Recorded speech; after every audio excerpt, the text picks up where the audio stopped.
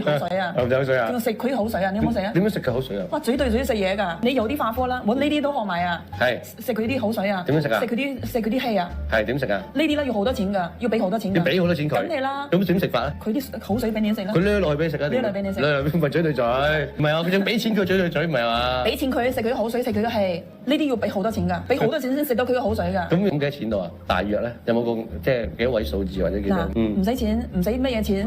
佢睇你識唔識做。係啊，下次就唔俾你㗎啦。你唔識做嘅話，你咪食唔到口水咯。係。你咪俾多啲錢，你咪最終食到佢嘅口水，食到佢嘅氣咯。係啊。我覺得呢個世界咧係咩都講錢㗎。嗱，就算你唔論係咩宗教都係啦，你有錢啦，你係佛教團體啦，都會高啲㗎。你都坐 VIP 個位㗎。係啊。唔係啊，啲化科都好多人有食呢啲㗎。有呢啲嘅。口水啊，口水嗰啲有。咁但係你話要俾好多錢佢食啊？梗係啦，如果唔係佢點會將佢嗰啲嘢都俾你啊？唔出聲都要俾錢㗎。都要俾錢啊？血啦，飲血啦。點飲啊？我都要飲血㗎。唔係啊，即係嗰陣時啦，我都要整血㗎，我整血啦，整到我都驚啊！一間要話嗱，一間準備啲血啦，我一聽準備啲血我都驚㗎啦，下都吉啲血出嚟啊！你唔驚㗎？咩？你學嗰啲係咩法啊？即係茅山，你講緊茅山我都要學㗎。你學嗰啲啦，你要吉啲血，你要飲血㗎嘛？你有冇飲血啊？我冇。